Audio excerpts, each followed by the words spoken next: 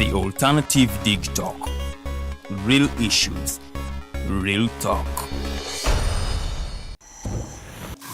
Are you craving for that special meal that will entice your taste buds and leave you with lasting thrilling memories? Look no further. Spice Island Bulenga has got your answer. Natural, fresh and delicious juice, the best meals. Don't miss our daily specials from Monday to Sunday. Pizza Wednesday, Saturday Pizza Bonanza, you buy one and take two. Come dine with us and feel the experience. We are located at Prime Shopping Center in Bulenga, Mitiana Road. For inquiries, call us on 0704111720. Spice Island, we treat your cravings.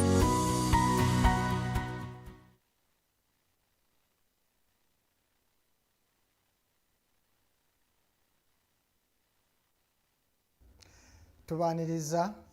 nate olunaku olupya ensonga mpya nga twogera Quadball.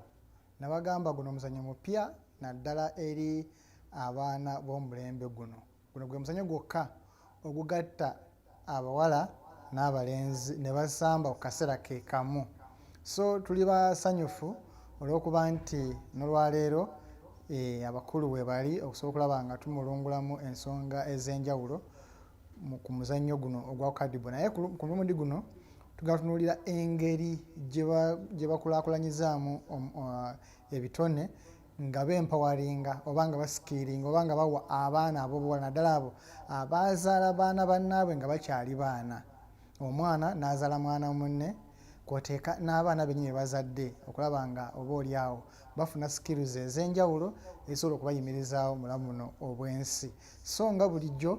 leero tulina team leader omwami Ddumba Lawrence kwoteeka director Ssentongo Charles tujja kuba twogera ensonga ez'enjawulo era munzikirize nsookere ewa mukulu Ssentongo omuzira nkima. Nsanyusa okulaba ssebo. Ssebo. Era nsanyusa okubeera ku studio zino eza Digital TV. Ssebo. Weewaawo tweyanziza. Mukama wange. Ssebo. Nsanyusa okulaba. Nange nsanyusa okusanga. Tubadde tumaze akabanga ka weeki nga nabaterabako. Kituufu tubadde tubulanganye naye era gibadde emirimu gino gye tuzze okwogerako olwaleero. Ndi basanyufu nnyo okubeera wano nammwe mwennyini abatulaba tubaaniriza. Amannya nze Ddumba Lawrence nga nze team leader wa Elsa Africa, Elsa Quadball Education for Life and Social Action. Tubaaniriza mwenna. Weewaawo. Abagenyi bange bwe beeyanjudde tutuuke ddala ku kinyusi kyennyini. Bwe twasemba okubeera wano twali tulina enteekateeka ez'enjawulo okutwala nga ebyalaani byali bisooseeyo ejjinja. Omanyi bwe njega ku jjinja gye nva so kati nsoosowaza kuba fe ababeera bali mu kintu. So twasemba okubeera wano nga ab'ejjinja ebyalaani byatuuse. Nategeezeddwako nti mu butongole wiiki eno etandika ku Sande. Enteekateeka ey'okubawa skills n'okuba traininga egenda kugibwako akawuuwo. Tandikira awo. Kakati nga bwe twabasuubiza nti bwe tuzannya omuzannyo guno ogwa Quadball tetwagala abaana bazannye buzannyi bamale bagende. Twagala abaana baffe bajje bazannye bafunemu ate bwe bamala okuzannya tubeeko ate ebirala bye tubayigiriza. Bwe tumala okubayigiriza baddeyo basobole okubeera nga baliko kye beekolera. Kati mu ekyo ne tugamba nti katunoonye ebintu ebikozesebwa abaana abawala abo bye basobola okukozesa. Twakwatagana ne bannaffe waliwo essomero lya New Hope SS Ejjinja bwe tumala okukwatagana kuba tuzze tukola partnership ez'enjawulo. Kati ku baana abawala twakwatagana ne New Hope SS Ejjinja erisangibwa e Budondo. Ate mu baana abato ne tukwatagana ne Elite Explorers era nga ye mukulu oyo ali awo. Naye nga bonna tuli mu kintu kimu nti omwana bw'abaaza kubanga mu muzannyo guno tulina abaana abato ate tulina n'abantu abakulu. Kwega tetusosola muntu wenna. Kati mu bya junior twatandikira ku kyalo Kiwugo omukulu oyo ajja kyogerako kubanga yakikulira. Naye kati ku baana abawala tuli Kiwugo tuli Jjinja ku kyalo ky'e Budondo. Era nga twakwatagana ne bannaffe aba skills ekitongole kiri Jjinja ne tusalawo tukwataganyizza tutya okulaba nga tubaako ate obukugu bwe tuyinza okuwa abaana abo. Ne bagula ebyalaani ebyo ne biteekateeka era wiiki ejja enteekateeka egenda okutongozebwa mu butongole okulaba nga abaana bakola ki nga batandika okubaako ebintu bye bayiga ebyemikono. Twebaza nnyo abantu bonna abavaayo okulaba nga mudduukirira omulanga gwonna gwe tuba tutaddeyo. Era namwe buli avaayo n'ogamba nti nkwasaganyizaako omwana omuzannyi w'omuzannyo guno, tukwaniriza era tusaba toggwamu maanyi kubanga bw'okituwa bwe kituutusa ku bantu ababeera bagenda okukikozesa. Tuyanziza Director. Okinyegenyege wakifuna otya okusobola okulaba nti oyingidde omuzannyo guno naye tokomye okuguyingiramu omuzannyo guno oba n'okubeera mu foundation but still no one space abaana abato n'ogamba nti tetujjako magumanaginga naye kambawone space training abaana bano. Neyanza mukama wange bwe nasinkana mwami Ddumba oyo mu kitongole kya Elsa Africa nti nalabanga balina ebigendera by'okukyusa obulamu bw'ensi obulamu bw'abantu si koma bukomi kuzannya muzannyo wabula nti okugattako ettofaali ku bulamu bw'abantu. Kati ngenda okwekanga nze gye nzaalibwa ku kitundu kyaffe mukulu angambye ekyogereko ekyalo kiyitibwa Kiwugo. Kiwugo kisangibwa mu muluka gw'e Namuyenje disitulikiti y'e Mukono essaza ly'e Kyaggwe wano kumpi naye w'otuukawo oyinza olowooza ovuga mayiro 10. Ekyagwe bukojja bwange bukojjaabo kakati oba bukojjaabo simanyi kitundu muva kuba Kyaggwe nze ndi w'ennyengo eri oliwo ennyengo oba oyise ewaffe bampise wammwe naye kati oba oyitawo waliwo bayita kulire package oyitawo bw'oti okutuuka kumpi nnyo naye oyinza olowooza kiri wala nnyo n'enfaanana gye kifaanana. Ekizibu kye tulina ekiwugo twetooloddwa factories. Mu factory ne tusangamu ate twetooloddwa ebirombe by'amayinja stone quarries nti otuuka ku kyalo kiri nawe weewuunya. So twalabanga ebyenjigiriza bisigalidde nnyo Emabega kwe kujja n'ekirowoozo era nenkyogerako ne bakamabanga aba Elsa nenja n'ekirowoozo okulaba nga tutandikawo essomero lya Little Explorers Junior School. Little Explorers nga bwe tuli kyalo kyakalubiriza nnyo nti kitegeeza ki makulu ki ne tubategeeza nti Little Explorers kwe kuvumbula abaana bano abato bavumbule n'omuzannyo guno gwe batamanyi ogwa Quadball nga basobola okujja ne bagukola ki ne baguvumbula ne bavumbula essanyu ne bavumbula okuyiga ne bavumbula n'ebintu ebirala bingi. So mu kyo ne tuteekawo essomero eryo ne tuyiteekamu omuzannyo ogwo gwa Quadball era tuteekateeka okugulonkinga ku kitundu kyaffe eky'ekiwugo naye nga ekigendererwa tegwali muzannyo ekigendererwa kyali kyakukwata ku kitundu kyaffe embeera gye kyalimu nti abaana batambula okusanga essomero lya gavumenti olisanga kilometers 5 kilometers 4 kilometers 3 eriri okumpi agaliwo wegali naye ng'obusobozi tebabusobola kubanga Little Explorers owulira essomero lya kitundu tise community school twayiteeka okulaba nga tuyamba abantu baffe abazadde n'akasente akatini k'obasaba n'ebikozesebwa era twekwata bwekwasi n'aba Elsa oba ne bapatanaza balala ne bajja ne batukola ki ne batuyambako yes naye nga olw'embeera gye tulimu ey'ekitundu kwe kusalawo okulaba tuleeta ebyenjigiriza ku kitundu kyaffe ekyo kati kwe tuvumbulidde n'omuzannyo ogwo ogwa Quadball okulaba nga tuguleeta ku kitundu kyaffe n'abaana baffe bano abato babeere nga baguzannya. Nali njogera ne mukama wange oyo Ddumba Lawrence n'antegeeza nti essomero lyaffe tuli ba mukisa be baana abato abagenda okusooka okuzannya Quadball mu Uganda era tuli ba mukisa nnyo. So y'ensonga ng'ekigendererwa nti abaana bano babeere nga bafuna essanyu abantu bafuna essanyu kwe baweweerera naye nga n'okulaba nti tuyambako ku bitundu byaffe ku bantu b'ekitundu kyaffe mu nsonga y'okusoma kubanga ebyokusoma mwakama wange bw'otuukayo abantu baffe basikatidde nnyo abaana badropingidde mu kyakubiri kyakusatu kyakuna asomye nnyo ng'owulira nti oyo yatuuse Makerere abeera mu kyamusanvu naye ng'oyinza okulaba nti kubasomye 10 abatandise okusoma abaana 5 be batuula ekyomusanvu ku kyalo kino Mukono wano awe Mukono kilometers ziri mayiro ziri 16 ese Mukono north Mukono south eya Kayondo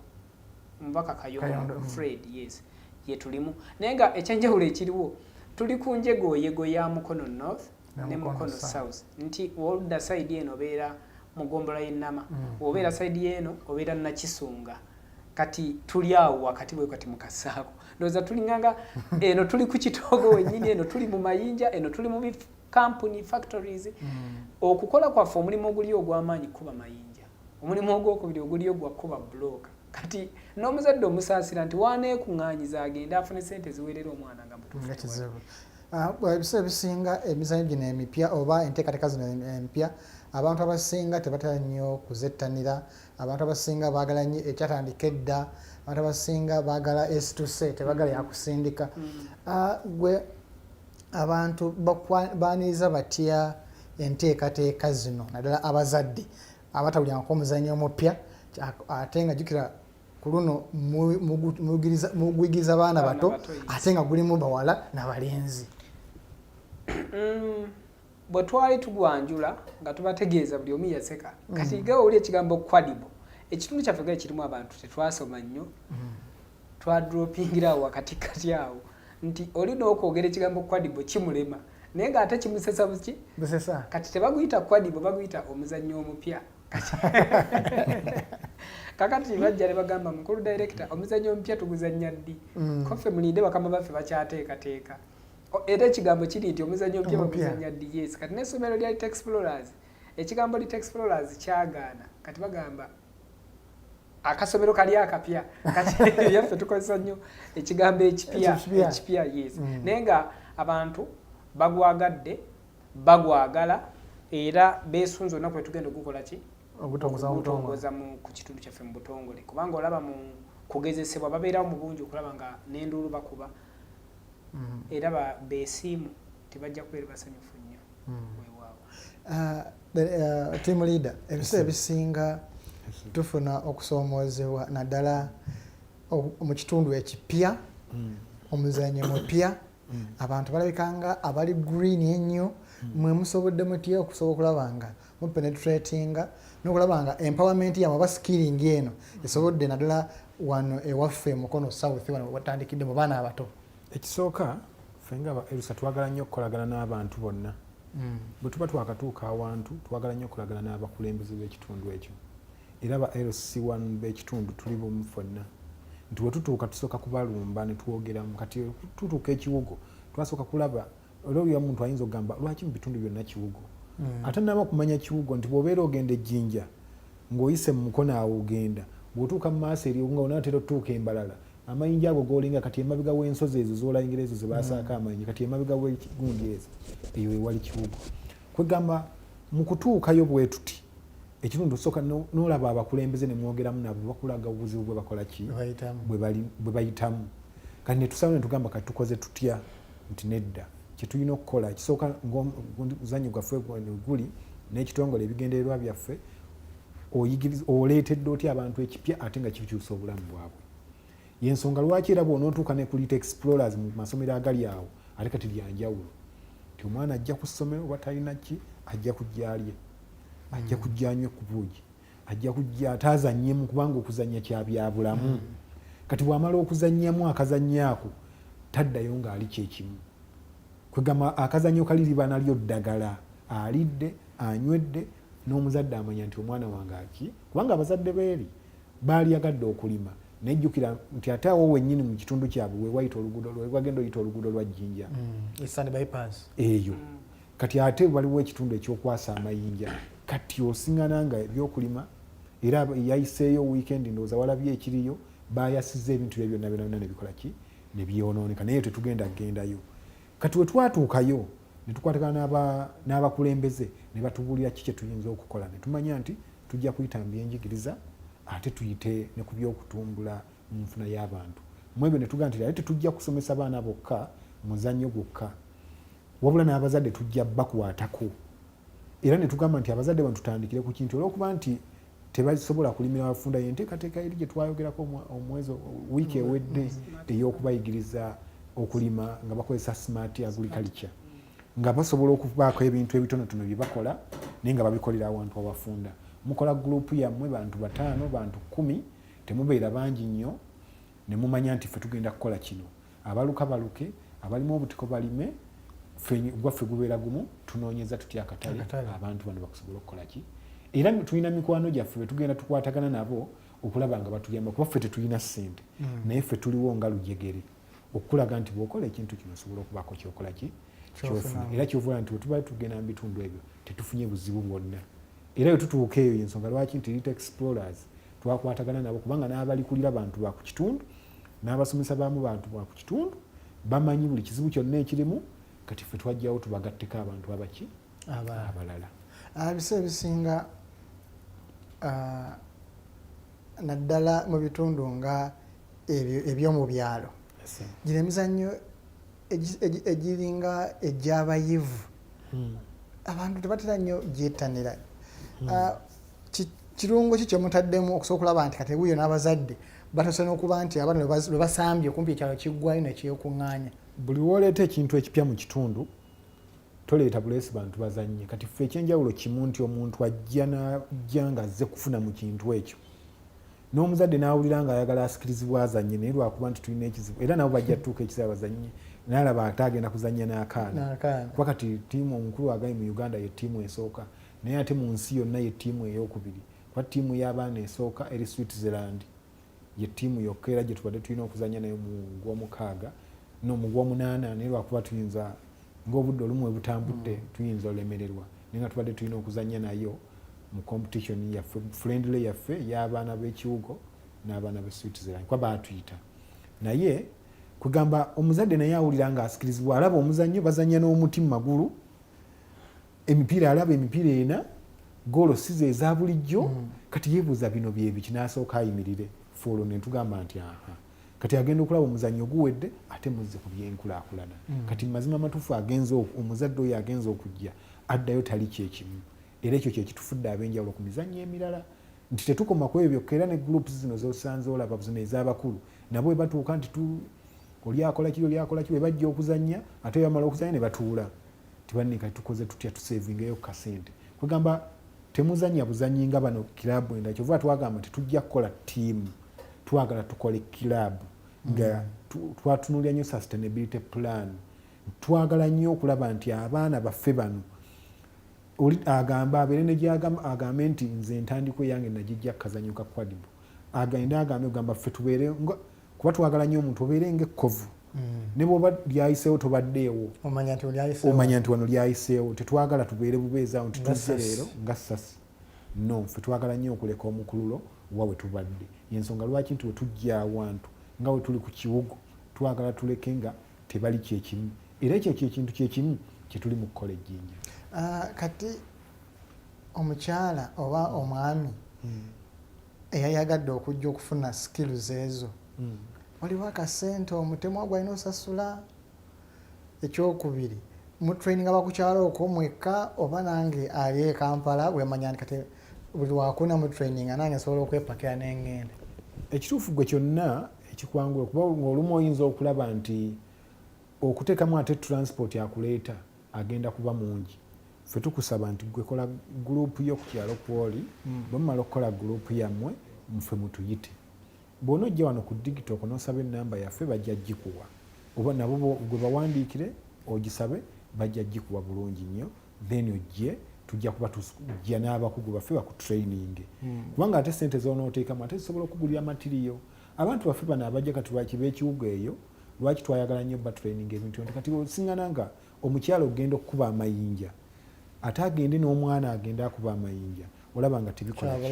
nga kyabulabe nnyo tugamba nedda tukoze tutya tuyambe abakyala bano kyokka mu kuyamba abakyala nga Elite Explorers nayo ku baana kuba tosobola kuyamba mwana ng'atoolese mukyala bw'oyamba omukyala omwana neesooka omukwateko kati bw'oba omuyigiriza omukyala kyalaani kuba eyo program naye ekiwuga egenda yes era ndowooza okutandika n'omwezi ogwokuna pulogulaamu y'ebyalaani egenda kuba ekola ki etuuka ekiwugo nga batandika nti omukyala omwana bw'aba uniform eyulise ayi togitwala ku kyalaani eri kale bw'oba ogitu tegitwale wa mukyala muno ali mu kiraabu yammwe ate kubanga naawe ate bw'onootuuka ng'olina kyeweetaaga oba liquid soap ojja genda ate wooli amukola kugayo ebintu bye twetaaga nti twewagire ffeffe nnyini tusobole okubeera nga twekulaakulanya kati okidda ku ky'abaana netumanya nti abaana ke musoma wali omwana bazadde asobola okukola sabbuuni ayoza uniform ate wali bweyulika asobola okugitunga n'agenda ku Elite Explorers n'asoma kati awo aba akyayagala ki ekyokulya wanajja kujja alime ayige okulimira awafunda afune ku ssente ate nga n'enva z'alimye eddagala kati mazima watuufu oba weetaaga kyakirala gwatulaba. Director, ebiseera ebisinga ebintu byamunyonyola bino biraga nti byakuteekamu resources eziwera kuba omwana ajje anywe asome agende nga talina kyaleese oba kali wabanga aleese ng'aleese kitono nnyo bwegeraganya nekyafunyeewo musobodde mutya okubanga musustaininga ekintu kino kuba mazima kyo kinene? Kituufu era mu ntandikwa yaffe era Semeba Mwami Ddumba kikugambako nti twakatandika ebbanga si ddene eno wiiki yakuna kuba tutandise mwaka guno gwennyini naye ekisa kya Katonda osanga amasomero gatandika n'abaana 4, 5, 10 naye otuuka kuli Explorers obwetaavu obaddewo n'enjija gye tuze osanga abaana bagenda mu 100 mu zakatandika ezisooka. Olw'ensonga twajjanga balokozi ku kitundu twaleeta essuubi eribadde terikola ki teririiwo kubaddeko ko amasomero agaliwo tugambye aga gavumenti gali wala naye kuliko ag'obwannannyini agaliko naye abantu ge batakola ki ge batasobola oli bamugamba emitwalo 4 mitwalo meka ne tujja tubagana nedda bannange bantu baffe ekitundu kyaffe ffe tuzaaliddwa kuno tuli baana bazaale baakuno embeera y'ekitundu tugikola ki tugimanyi buli omu n'enfuna ye ku kyalo Kibugonze kwenkulidde amayinja we twali ne tusengulwako olw'amayinja ago yajja n'akukaga najja ng'aguze olwazi ne tusengulwako naye gye twadda era tuli mu mayinja sawa yonna bandi tusengula naye kiki kye ngamba nti abantu b'ekibuga okuva ku nnyumba esooka okutuuka ku Essembe Bonanza bakola ki bamanyi n'enfuna yaabwe weewaawo tosobola kumanya nnyo enfuna ya muntu naye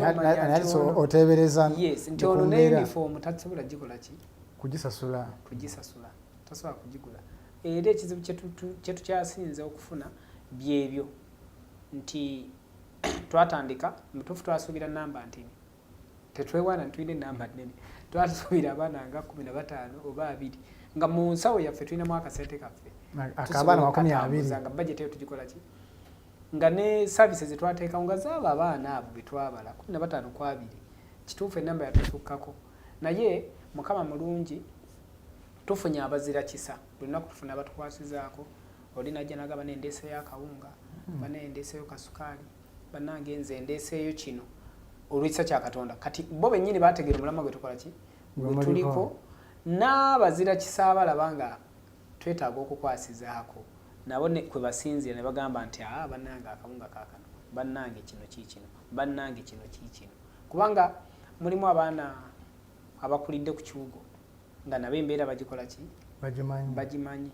nti agundi yatandiseyo akasomero naye mwana wange asomera waagundi muganda waali waagundi kati oba oli awo linakubira akasimu nti owaayi muganda wange nti nina walina akasawo kakawunga nkakutuusaako ntya kwanza kateeke ku booda gye ndi ku woofiisi so era tuweeyongera okusaba buli muntu yenna asobola tukwasizaako yonna gy'ali asobola tukwasizaako atukwasizeeko kubanga mu butuufu nga bwe mbagambye ekitundu kyaffe nga naffe tuli manyi muganda wange nti osobola okubeera ng'oyagala okuyamba naye abantu bamanyi nti ayamba yekka ye mugagga bakimanyi omugagga yayamba okuyamba guba mutima omutima kyoba nakyo kyogamba nti nsobola okukola ki okuyamba nti nina omukyala Semeba nzikirizibwa okumwogerako wano bamuyita Martha omukyala yali mu UK si mukyala mugagga era bw'oyogera naye oyinza okuwulira nti si mugagga naye alina omutima oguyamba Martha okuva ku lunaku olusooka lwe namulaba okutuuka kati manadde mugande mugamba Martha nti okimanyi nti ndi wane naye leero sime kyegenda liisa abaana b'abandi naga twandigize ku Mande naye ninawo akali wano kankakole ki kankateekeko ku Send Wave era mangu nnyo akawunga ne kakola ki ne kagulibwa Martha yennyini n'abaako omuntu gwatugattako bamuyita Professor Sejjinja ali mu nsi ezo ez'abazungu ezo ezaakulaakulana oba oli awo naye ng'alina kyakoze eki kyakase so Katonda abadde mulungi gye tukola ki abadde mulungi gye tuli ate naffe tumanyi okwana emikwano tumaye kwana emikwana era tusobola okuba neno dikitoko nga naye egambye nti mutwale akasawo kakawunga sisaba nti nsaba mu butali bugenderevu naye nti ndaga abatulaba obwetaavu bwe tukola ki bwe tuyitamu nti ffe nga ffe twalina bajeti yaffe gye twali twategekera abaana naye nti namba yatukola ki yatusukkako muganda wange Ddumba yasobola okubeera omujirizi wange twatuuka ne tugamba abantu bannange stop mulekeraawo tetusobola kumala ekyo mbalekera okubuuza twatuuka ne tuyimiriza kubanga saawa zino tulina abaana babali 9 mu bameka nja kwetegerezaako mu bitabo naye nga tulabanga ennamba buli kaseera ekola ki kati nga omanyi nti ebitundu ebyo ebiri vulnerable community ezo eziri vulnerable zo bwe zirabanga waliwo omukisa ajja n'akuteera awo ogenda okeera ng'oli omusanga mu kibira ate ono bamuleese gundi eyamuleese yaba nti atalina kye yaleese era olumala okusoma ng'anywedde obuugi akoze atya ng'atambula agenda najja oli n'ali ekyemisana nakola atya ng'atambula ng'agenda so abazadde nabo kati bagifuula mugano yes so bamanyi nti tuli bagagga bamanyi nti tulina oba abaana abatukwasizaako okuva ebweru so tweyiya bweyiya ne beetugambye emikwano gyaffe n'okubira Ddumba edusebe mulinayo kaki tiwaayi kandeeteyo kino nakireeta so nkyebaza ti nange kennyini ndi mulungi mukwana emikwano nga bwe nkugambye nti ate emikwano gyange Katonda nnyamega gitukkiririzaamu era woyogera nabo nobagamba nti bannange nti kino naye nga ekizibu ky'okulya kw'abaana kintu kikulu nnyo kuba ne mu masomero ga gavumenti owulira nti omwana tasobola kusoma nga takoze eki nga talidde so nsabye ng'omwami bwagambye nti era woba okozesa oluguudo lw'ejjinja ng'oyita wakati wa bayitawo mu Kigombya waliwo factories waliwo gye bayita waliwo amafuta gayigala waliwo lire packaging awo kati wakati n'embalala awo wotunula ku lusozi ku mukono guno bwe guti olengera amayinja meereere ensozi ezo kati Emabega eyo bwe tuti gye tuli era wootuuka eri olabira ddala ekyalo ekyetaaga obuyambi saawa zino omukulu ayogedde tayogedde nnyo nti olunaku lwali lwakubiri lwa bbalaza bakuba baluti sima baluti ogimanyi baluti kyekintu ekyasa amayinja ne gasa ne gakuba eringa bomu eringa ki bagakubye ku luno gayasiza abalinako ebijja byayatisa abalinako amatooke bagakubye ennyumba zonna zajjamu enyafa enjatika ng'ovudde ku njatika okuva amabaati gonna gali bulere bwe gati yes so bwe bulumi abantu b'ekibuga bwe bakola ki bwe balimu era bwe bayogedde ko ne bagamba nti atasobola nga tumugula ng'avaawo so olira obulumi abantu bwe balimu naye nga tubeera lwa kisa kya Katonda era nga tusaba buli alina yenna nasobola okujja okutukyalira akajja atukyalireko ne oba olina ky'olina nga nga Mwami Ddumba bwagambye nti oba olina ky'oyagala okuyisaawo jangu wano ku TV ya digital bajjako bakukola ki wennyini awo nga tusiibula njagala obawo n'enamba ey'essimu naddala abalina obuyambi okwetolawo mukono because eyinza okubanga eryoli nga yali agedde yeevugira akasawo kakawunga akeereetere bawe enamba ey'essimu enamba yange gyenkozesa osobola n'ogikozesaako ku WhatsApp eri 0708 0708 77 77 74 74 98 ndowooza namba etuse bulungi akatalekeka kuwaliagadde okukoonako nga bwe tuva wano akatalekeka nze seeyanjudde kumalayo ebitiibwa byange nze atwala ebyenjigiriza mu muluka gw'ennamuyenje mu Bwakabaka bwa Buganda tulina muntu mukulu ate era nze mwami wa Kabaka ate era nze amyuka ow'ebyenjigiriza ow'eggombolola Nakisunga era mu Bwakabaka bwa Buganda so ebyenjigiriza mbyagala nnyo ebyenjigiriza tetutandikidde mu bino eby'abaana twabikola dda nga tutandika na Ddumba kyayogedde ekyokukwasizaako abakyalo okutendeka abaana abawala badropinze mu masomero abafunidde embuto mu masomero abafunidde embuto ku nzija okulaba nga bafuna n'emirimu gye bakola so kati tusala netugamba ku mulundi guno tukwate rugiimu eno ento kubanga ensi omwana waba tasomye tewali wakola ki walaga ffe tufunyeeko omukisa okufulumako ku mawanga gano naye oba tosomye nga tomanya ddosoma akapande okaluubirirwazibwa nnyonyonyo nsaba bazadde bannanga abali eyo tolina kumala kubeera mugagga okuweerera omwana wabula omwana wo muteekeretekere future ey'omu maaso buli omu nkukubiriza akatono k'olina weesibe omukandaala oweerere omwana nga sinaba kusiibula ngenda kuwa ekyokulabirako ku kikwatagana n'okuweerera tulina omukadde ku kyalo kyaffe bamuyita nabatte muweerako nnyo ekyokulabirako nti omukazi oyo yali mukyala nga nkozesa ekigambo kya bunaku oba kya bwavu ng'ali mu mbeera ey'okweyiya ng'asiika paani abaana be ne bagenda bamutunda naye nabatte yasinza diguli ku kiwugo omwana omu yasomye busawo omwana olulala yasoma yingini omulala yali kiruddwawo omusawo w'ekiruddu bamuyita Robina omusawo Robina ali mubazaalisa omusawo omulala omwana omulala yasoma engineering akola ne UN n'ekitongole kya UN naye ng'omukyala batundanga paani yennyini ne bamutunda ne bagenda so kati obulamu bw'omukadde oli yainvestinga mu baana be kati anyumirwa obulamu kubanga abaana bamulabirira obulumi buli bwe tugamba nti amaka gali amaavu kati tegakyali era abaana bagulidde mama waabwe ekifo ne bamuzimbira ennyumba oyo yennyini omusawo w'ekiruddu yafunye omusajja amwanjula ng'ava bweru ndowooza owulira omwana asomyeko omwana tosobola kujja nga ovudde ku digito wano oli musajja muyivu ate ogenda oleeta oli ali eri atasomyeko so nkubiriza bannange mwenna abatulaba ng'olina omukisa gw'osobola okutwala omwana okusomero mutwale ku ssomero kale tweyanza nnyo tweyanza direkita Mukulu Ddumba nga tuwunzika talekeka koloza nti baleka konyeeko nga bw'osiibula nga tukwerabidde okakoonako nga nsiibula nange nsaba buli omuntu yenna ng'alina kyasobola okuyamba ajje wano ku digito abeere ng'akola ki nga akireetawo oba ng'abasaba ennamba zaffe nze ennamba ezaffe nga Elsa Africa ogenda ku website yaffe eri www.elsaafrica.org details zonna ojja zisangako social media zaffe zonna Elsa Africa WhatsApp byonna biri ku website mwebale nnyo okutunaye obawe enamba kuba eriyo tata wange mukyalo ebya website tabimanyi ye bwalabika link nakoonamu ebisigadde etabimanyi enamba yange eri 0702 28 1582 kiddemu 0702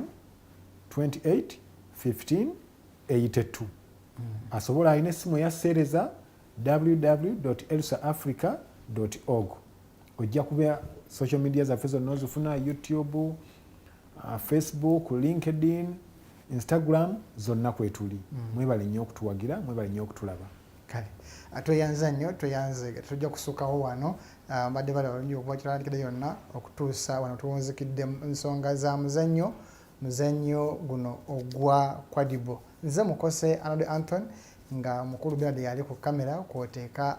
alibawa ne Jemaya mukimu control room okusobola okulaba nga ensonga zonna zibatukako butereevu gy'osinzira aba YouTube mwebale musharinga link ezo mutegeeze abaala n'abalala bategeeze abaala okusobola okulaba nga tutambuza omuzannyo guno n'abaana baffe bagujjumbire sobola okulaba nga tutumbula ebitone tuve ku netball, football, volleyball twongezeeko omugatte n'omuwendo gw'emizannyo mere bulungi mweraba.